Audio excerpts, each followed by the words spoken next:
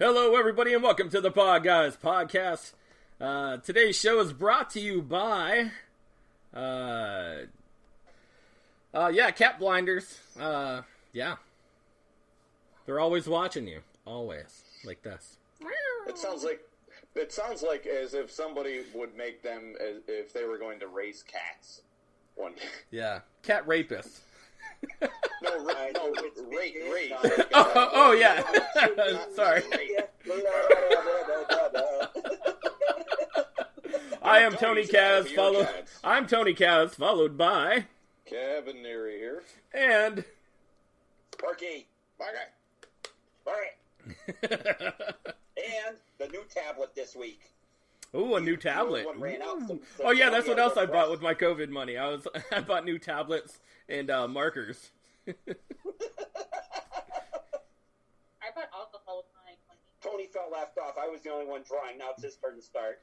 Oh, brother, it's crazy. I've been I bought these nice watercolor markers. They were awesome. And I was like, oh man, I really need to get back into my roots, you know? Like I've been drawing a lot. I've been doing a lot of cartoon and comic book characters, some anime and manga, you know, blah blah blah. And I was like, man, this would be the perfect time because I have plenty of time to blow along, you know? Like there ain't nothing going on. I got kids. Like my oldest one, Emma, she's really into drawing. And I was like, yo, this is a good bonding moment right here. Hell yeah. Yeah. Hell yeah. So not only biking, because I bought a new bike and I was very excited about it. And I was like, yo, let's get our art on. Let's do this.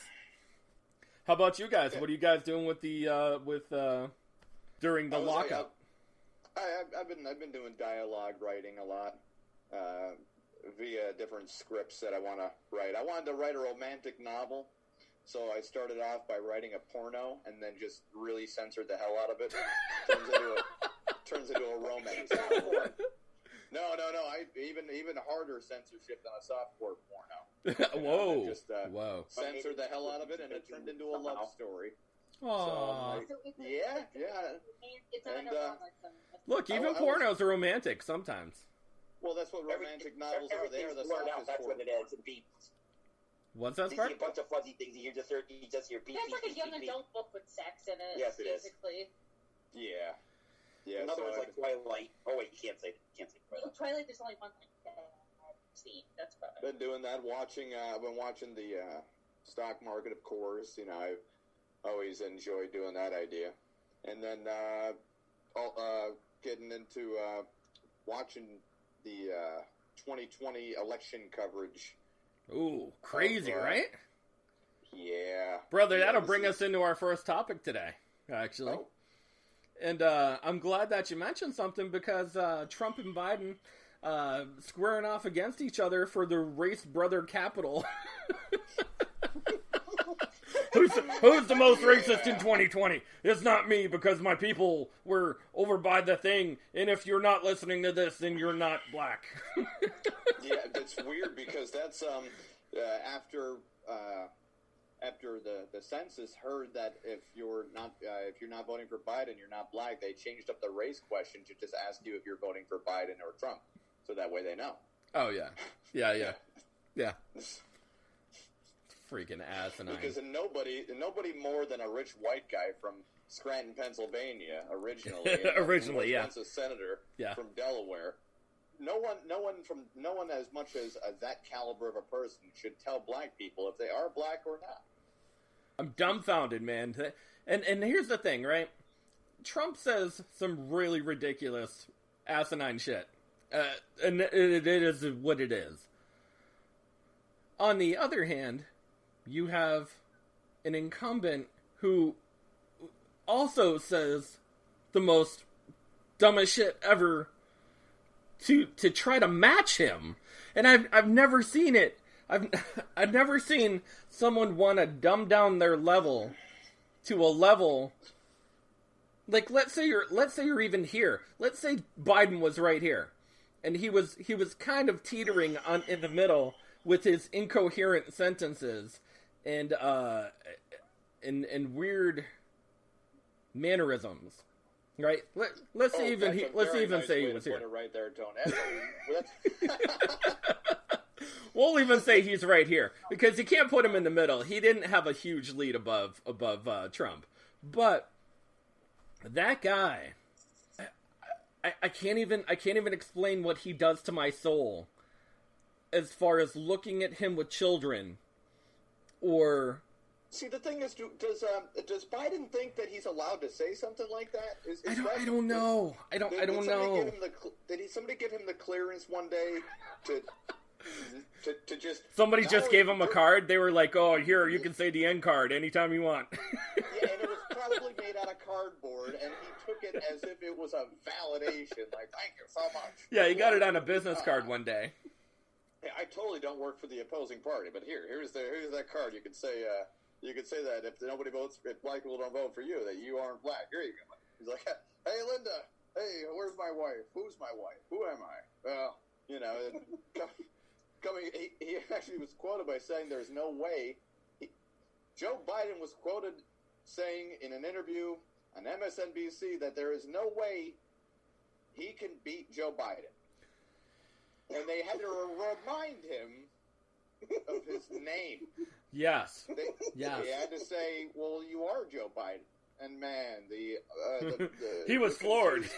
The confused face on him was like, I am? It's like, yeah, that's you. That is you. That's your name. He's like, well, then that's okay. I know that. I hate American politics, man. I hate them with a passion. People are deeply, deeply opposition. You're either on one side, you're either for Trump or against Trump. And if you're against Trump, then you're with Biden. But if you're not with Biden, you're right. They do that team atmosphere where one person's on one side of the fence and you're supposed to hate them no matter what, and the other person's on the other side of the fence. The media networks like to do that, where Fox will show you a poll that's misconstrued to fit your presumed assumption of what you think. Oh, of course, like to be right of course. About. Yeah. It really plays to the human ego on either side of the idea. So it's true. This was definitely not the best candidate that the Democrats had. You know what every other Democratic candidate, no matter if you like him or not, could do that Joe Biden cannot do right now? They can put together a sentence from beginning to end. Complete and coherent sentence. And then they can move on to that second sentence while not messing it flawlessly. up. In the first one. Flawless. Then they move on to a third sentence and you're already into a speech. There's a repertoire. There's a to and fro. No matter if you like what they're saying or no matter if you don't like what they're saying, there is no way to deny how they would use a comma, how they would use a period at the end of the sentence, and just make it flow that way. But Joe Biden, man, oh man, he disregards basically every standard of speech at the ripe old age of 160. I'm going to call 60 because I don't know his real age. I think it's like 78 years old. I think a limb fell off maybe at one point in time, and then they super glued or duct taped it back on. See, right now he's trying to vet Amy Klobuchar because the Midwest because the Midwest people don't really like him, and if the Democrats are already worried about winning Minnesota, it's as much as worry as they should be of losing Virginia when Hillary Clinton picked Tim Kaine as her vice president. Yeah, Amy Klobuchar, she strikes me as her voice is annoying. Her ideas are very centralist. She's very centralist. She's a very small thinker. I don't know if necessarily she has a big picture, and as well as experience through government as well. She gives that same story about how her grandfather used to save money in a coffee can. And boy, oh boy, it really warms the heart of people in Iowa, Minnesota, Missouri, that little blockade of farmers. Yeah. But the rest of America could give a shit less if your grandfather saved money in a coffee can. Yeah. I know I do. Yeah. Every time I hear that story, it makes me cringe. It's she looks like a doled down version of Fran Drescher and talks like her too. There it is. There it is. Yeah, exactly. If Joe Biden really wanted to win something, you pick Stacey Abrams, state representative of Georgia. I think she might be a former state rep of Georgia. Black woman, very articulated, big Biden supporter out of Georgia. Huge. She wants it though. I already know what her plan is. What? Who wants it? Abrams wants Joe to pick her, so that way when he gets voted in, she's going to have him committed, and then she's going to be president. Why don't you just get Buttigieg in there? I would have loved it if Buttigieg just told Amy Klobuchar that he thinks that she's dumb. What she kept asking him during the one debate, she's like, "Do you think that I'm dumb? Are you calling me stupid? Please, man, just put your right foot down on the pedal and say yes. Drive right over her, because the dude speaks 7 languages, and 7 languages, which that's insane to begin with. Yeah, for real. Yeah. Christ almighty, he is the most overqualified mayor. Like, it's almost like having a guy that works for that graduated from MIT and now be the assistant GM of a Walmart. You know, where you're like, what are you doing here, buddy? And you're like, I just like it. I really enjoy it. That's crazy. But the remark by Joe Biden was just once again a telltale sign of either dementia, brain demacularization. Well, they're saying that Joe is getting ready to pick his. He's getting ready to pick his female vice president of a minority. The lady Mexico? No. Believe it or not, they're saying now his Democratic vice president female minority that he's going to pick is Elizabeth Warren. Right now, because she is 1/8 part Cherokee Indian, part Asian. I'm 1/8 part Cherokee Indian, but I'm not. She's as much of. She's as much of. She is whiter than I am.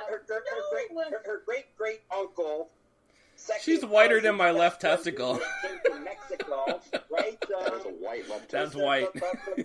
Jump out the window. The uncle's housemate came from Canada, you know. So I hate using this term, but did you ever see Cat Williams when he was playing in a movie where he was in jail and his girlfriend came with the kids to go visit him? He goes, "That white one is not my baby. He is straight. He is Caucasian. He is from the Caucasus. That is not my child." I look at it when Joe Biden says something like, "I am picking a woman as my vice president," I would look at it the same way as if a guy would announce that I am picking a man as my vice president. I look at it the same exact way. I don't look at it as if it's a factor of diversity. It's not a gender. It's not a gender issue. It's not a gender problem. It's not a gender position. It's not a gender anything. He wants to make it a gender problem. He wants to make it a race problem. It's his exact thing that he said is he did want to pick a minority woman. You're already kowtowing. You're already kowtailing to two minor, and I'm not saying that they're that anybody is minor. I'm saying that is two specific things that you're trying to get yourself elected to. Women and minorities. You're trying to win a minority of voters that way by saying, "See, I have one person from your faction," and expecting their vote. John McCain tried that before when he said... That's like every white guy saying that they have a black friend. Exactly. It doesn't seem... There's nothing genuine or authentic about it. No. Like, I have friends, and I would never, I never call them by